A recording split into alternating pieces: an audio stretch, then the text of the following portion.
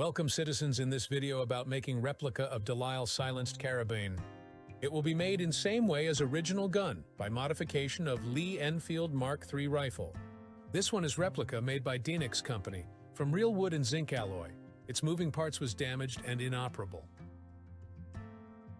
This unique firearm was developed between 1943 to 1944 when there was need for silenced weapon.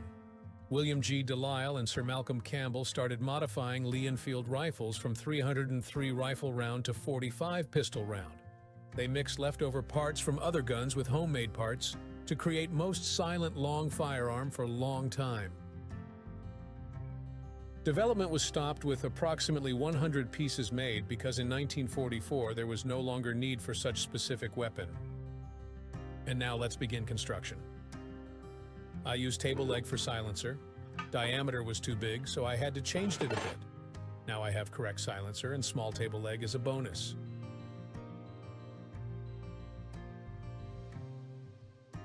There you can see safety hole as proof that it can never fire real ammunition.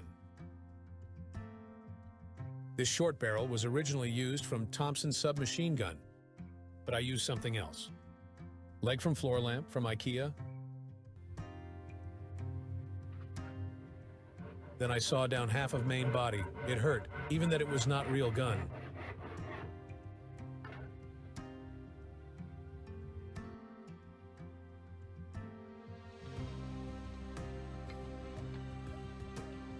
Now bolt.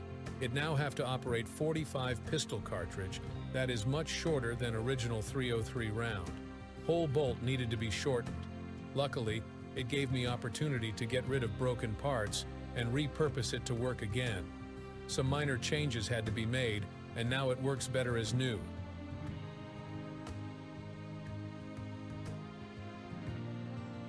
Small rod you can see there is making clicking noise after pulling trigger. It is pulled back to ready position every time bolt lever is pulled back.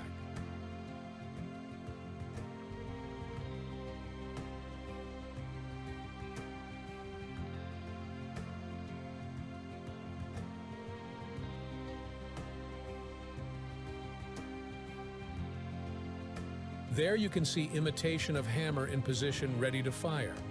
Normally it would hit firing pin. That is of course not present in this replica. Only thing that happens here is sharp metal click sound.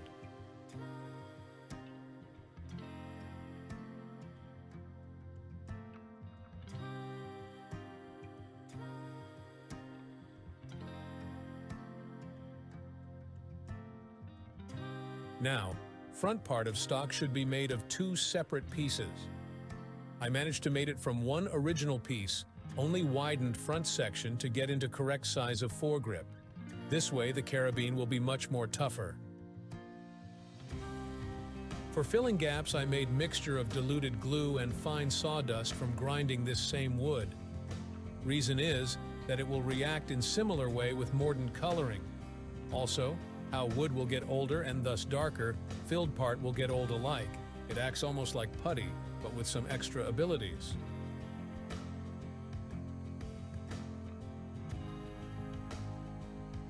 Now to test some nicer color.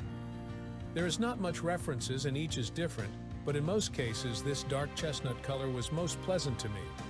You can see that filled areas react faster with mordant, that is given by its nature. But rest of wood will catch up with it in next 1 or 2 layers. This is something you need to consider with when you will use paints that tend to soak into wood. Paints that stays on surface do not have this problem. Transparent layer I just added was linseed oil. It will pull out colors nicely and create protective coating. Also smells nicely.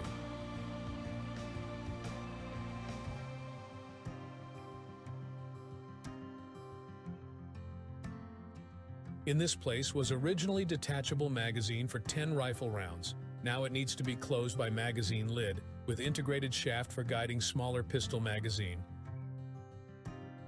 You can see number 086 on several places of this build. It has no special meaning, I just randomly chose number that could be on one of those lucky ones that was created before ending of production. Some say there was contract for 500 pieces, some states 1,000. 500 to 1,000 is also number of how many times I assembled and disassembled this one before it was finished. There is added rib to 1911 magazine with magazine catch. Normal magazines would not work, it needs this modification. Now for blackening process, you need cleaned and ungreased surface. Best is technical gasoline.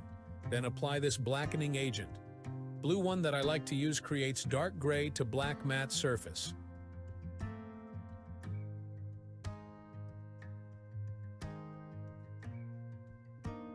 It takes about 5 minutes to finish reaction. Then dissolve it away with water. After drying, color will be somehow brighter. It will settle down after applying oil.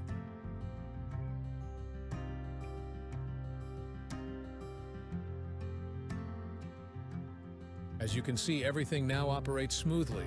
It is time to fix silencer and all small details to complete this build.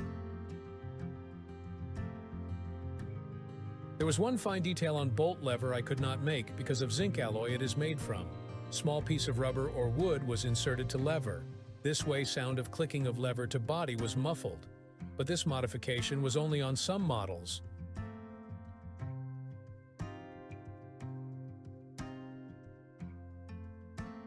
There is another type of blackening agent. This time, it is in form of green water. It is much more aggressive and faster solution that produces dark black surface with blue gloss. Process is similar as with last blackening. Last step is oiling surface to create final look and protect all parts. I use A40 oil, but any oil for protecting metals will do just fine.